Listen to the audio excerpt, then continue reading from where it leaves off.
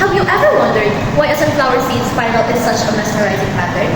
Good day everyone, my name is Christine, and for today's video, I'm going to discuss about the Fibonacci sequence. This seemingly random arrangement is actually covered by a fascinating mathematical sequence. This sequence appears surprisingly often in nature. The spiral arrangement of florets in a cauliflower, the way leaves grow on a stem, and the patterns in pine cones known as the Fibonacci sequence. The Fibonacci sequence is a series of numbers where each number is the sum of the two preceding ones. It starts with 0 and 1. The discovery of the sequence is often attributed to Leonardo Fibonacci, an Italian mathematician who lived in the 13th century. His book, Libra Bassi, introduced the sequence to the Western world, but it's fascinating to note that Indian mathematician Pingala had already explored similar concepts centuries earlier. So when you say Fibonacci sequence, it is defined by the recursive formula f sub n equals to f sub n less than 1 added by f sub n less than 2, where f sub 1 and f sub 2 is equal to 1. And when we say recursive formula, it is an expression used to determine the nth term of the sequence using the term that precedes it. So those are the basic concepts that you need to remember in order for us to understand what is Fibonacci sequence. So let's start. So the first three numbers of the Fibonacci sequence go like this: 1, 1, 2, 3, 5, 8, 13, and so on. Can you tell how we're getting these numbers? Well, the sequence starts with 1 and 1 every subsequent number. It is the sum of the previous two numbers. So we see here 1 added by 1 is 2, 2 added by 1 is 3. So, and then to get the next number, 2 added by 3 is 5, and 3 added by 5 is 8, and so on and so forth. Now, let's have an example. So number 1, find the next three terms: 2, 5, 7, 12, and 19. So 2, 5, 7, 12, and 19. So, as you can see, the third term is equal to the first term and the second term. And then the fourth term is equal to the third term and the second term. And then the fifth term is equal to the fourth term and the third term. So we need to find the next three terms, which is the sixth term, seventh term, and the eighth term. So 6, 7, and 8. So we need to find the sixth term. So we simply add the fifth term, the fourth term, and the fifth term. So 12 added by 19 is equal to 31. So the sixth term is 31. And then in the seventh term, we simply add the sixth term and the fifth term. So 19 added by 31 is equal to 15. So the seventh term is 15. And then we need to add the seventh term and the sixth term. So 31 added by 50 is 81. So this is the eighth term. And this is the answer of the example number 1. So now, let's proceed to the example 2. So, find the 10th term of the sequence 1, 3, 4, 7, 11, 18, 29, 47. To find the 10th term of the sequence, we need to find the 9th term, so we can have the 10th term. So, it's still the same solution in the first example. We simply add the 7th term, but before that, we need to write the given 1, 3, 4, 7, 11, 18, 29, and 47. So to get the 9th term, we simply add the 7th term and the 8th term. So 29 added by 7, and 29 added by 47 is equal to 76. So the 9th term is 76. And to get the 10th term, we need to add the 9th term and the 8th term. So 47 added by 76 is equal to 121. So this is the 10th term of sequence. So this is the answer of the example number 2. So next, let's proceed to example number 3. Find the next two terms of the sequence 3, 7, 10, 17. So we need to find the next two terms, which is the 5th term and the 6th term. But before that, we need to write if 3, 7, 10, and 17. So, we need to find the third and the sixth term. So, to find the fifth term, we simply add 17 and 10. So, 10 added by 17 is equal to 27. So, the fifth term is 27. And to find the sixth term, we simply add the fifth term and the fourth term. So, 17 added by 27 is equal to 44. So, the sixth term is 44. And that is the answer of the example number 3. Next example. So, calculate the value of the 12 and the 13 terms. So, the 12 and the 13, so the 9 and 10 terms are 21 and 34.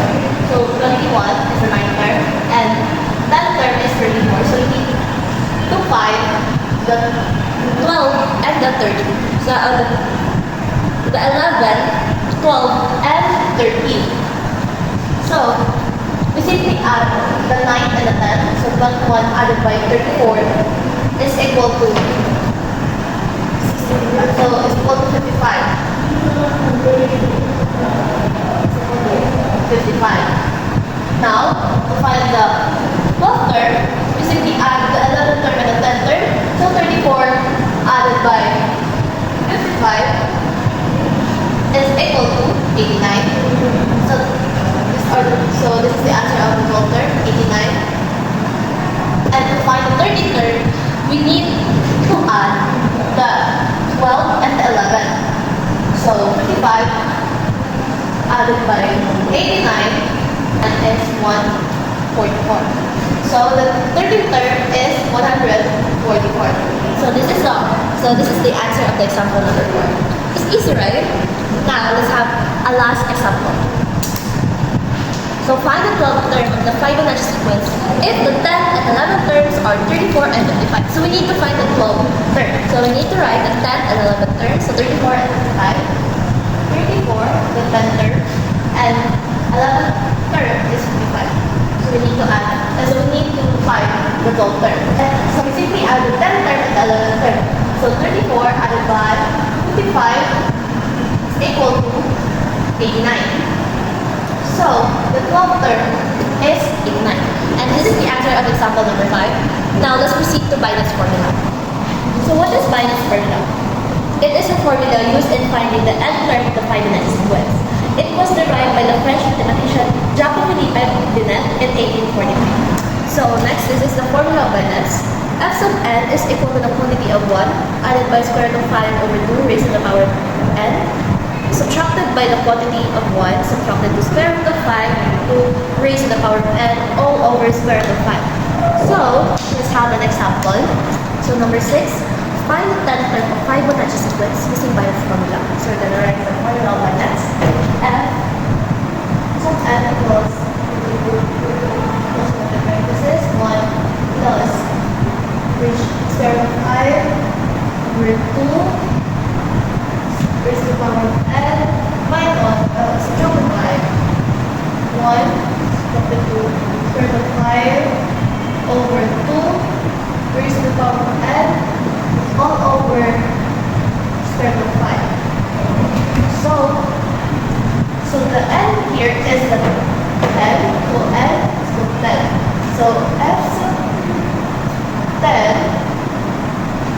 then quantity of 1 added by the square root of 5 is 2.23607.977 over 2 raised to the power of 10 subtracted by 1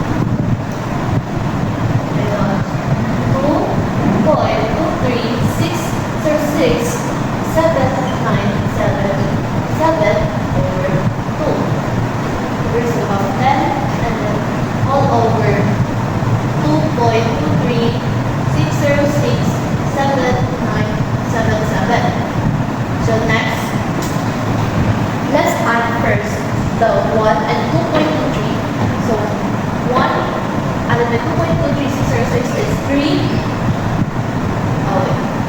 Is 3.23606.797 over 2 raised to